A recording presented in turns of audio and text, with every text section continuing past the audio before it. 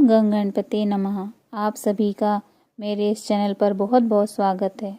आप सभी पर ईश्वर की कृपा सदा बनी रहे। इस वीडियो में हम श्रीमद् भगवद गीता के दूसरे अध्याय का महात्म्य जानेंगे।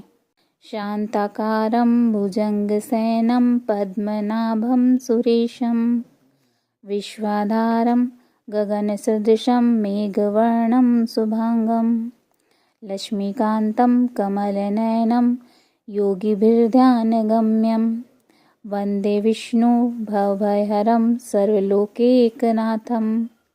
श्री हरि विष्णु जी कहते हैं, हे प्रिय, अब दूसरे अध्याय के महात्म्य को मैं बतलाता हूँ।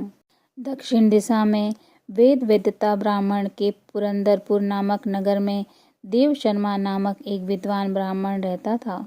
वह अतिथियों की सेवा करने वाला, स्वाध्यायशील, वेद शास्त्रों का विशेषज्ञ, यज्ञों का अनुष्ठान करने वाला और तपस्वियों के सदा ही प्रिय था। उसने उत्तम द्रव्यों के द्वारा अग्नि में हवन करके दीर्घ काल तक देवताओं को तृप्त किया, किंतु उस धर्मात्मा ब्राह्मण को कभी सदा रहने वाली शांति नहीं मिली।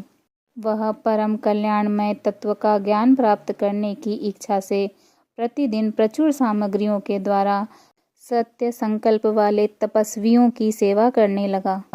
एक दिन उसके समक्ष एक त्यागी संत प्रकट हुए। वे पूर्ण अनुभवी, शांत चित्त थे। निरंतर परमात्मा के चिंतन में संलग्न होकर वे सदा आनंद विभोर रहते थे। उन नित्य संतुष्ट तपस्वी संत को शुद्ध भाव से प्रणाम करके देव शर्मा ने पूछा, हे महात्मन, मुझे सदा रहने वाली शांति कैसे प्राप्त होगी? तब उन आत्मज्ञानी संत ने कहा, हे ब्राह्मण, सोमपुर ग्राम का निवासी मित्रवान जो बकरियों का चरवाहा है, वही तुम्हें उपदेश देगा। यह सुनकर देव शर्मा ने महात्मा के चरणों की वंदना की और सोमपुर ग्राम के लिए चल दिया। समृद्धशाली सोमपुर ग्राम में पहुंचकर उसने उत्तर भाग में एक विशाल वन देखा। उस वन में नदी किनारे एक शिला पर मित्रवान बैठा था। उसके नेत्रों में आनंद छलक रहा था। वह अपलक दृष्टि से देख रहा था। वह स्थान आपस का स्वाभाविक बैर को छोड़कर एकत्रित हुए परस्पर विरोधी जंतुओं से घिरा था। जहाँ उद्यान में मंद मंद वायु चल रही थी, मृगों के झुंड शांत भाव से बैठे थे और वहीं मित्रवान दया से भरी हुई आनंद विभोर दृष्टि से पृथ्वी पर मानो अमृत छिड़क रहा था। इस रूप में उसे देखकर देव शर्मा का मन प्रसन्न हो गया। वह उत्सुकता पूर्वक बड़ी विनम्रता के साथ मित्रवान के पास गया। मित्रवान ने भी अपने मस्तक को झुकाकर देव शर्मा का सत्कार किया। तदंतर विद्वान ब्राह्मण देव शर्मा अनन्य चित्त से मित्रवान के समीप गए और जब उनके ध्यान का समय समाप्त हो गया, तब देव शर्मा ने पूछा, हे महाभाग, मैं आत्मा का ज्ञान प्राप्त करना चाहता हूँ। मेरे इस मनोरथ की पूर्ति के लिए मुझे किसी उपाय का उपदेश दें, जिसके द्वारा परम सिद्धि की प्राप्ति हो सके। देव शर्मा की बात सुनकर एक क्षण तक कुछ विचार करने के बाद मित्रवान ने कहा, महानुभव, एक समय की बात है, मैं वन के भीतर बकरियों की रक्षा कर रहा था।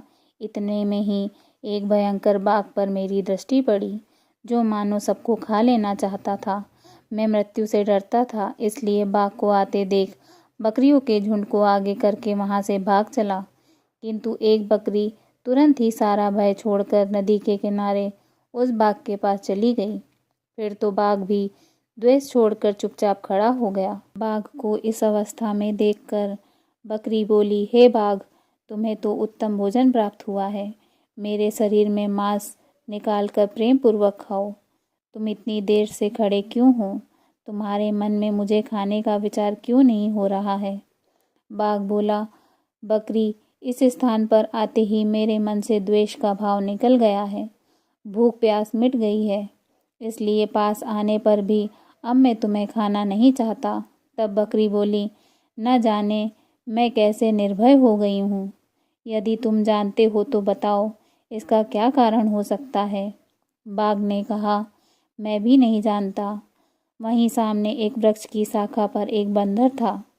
चलो सामने उस वृक्ष पर बंदर बैठा है, उससे पूछते हैं।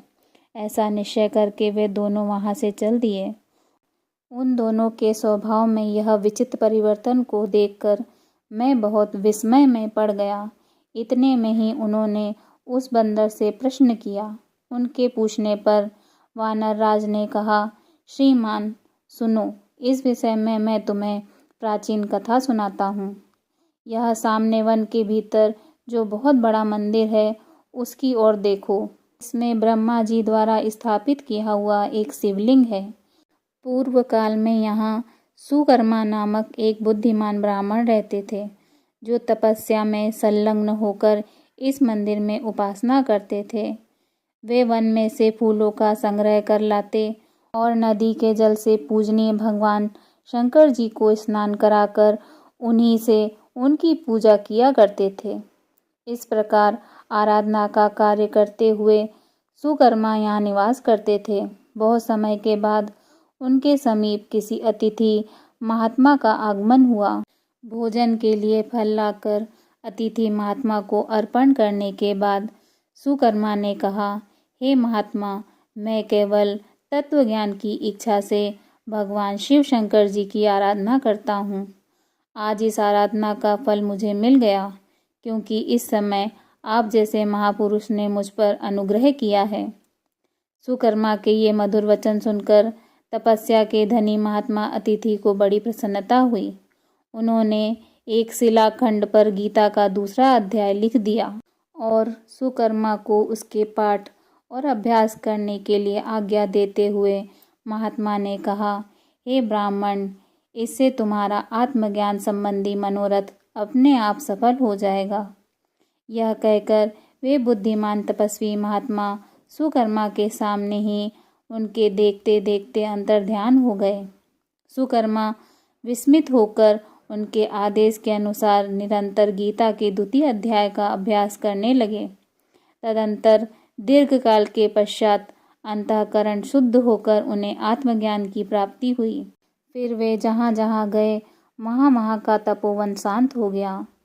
उसमें सर्दी, गर्मी और राग द्वेष आदि की बाधाएं दूर हो गईं। इतना ही नहीं, उन स्थानों में भूख प्यास का कष्ट भी जाता रहा तथा भय सर्वथा के लिए समाप्त हो गया।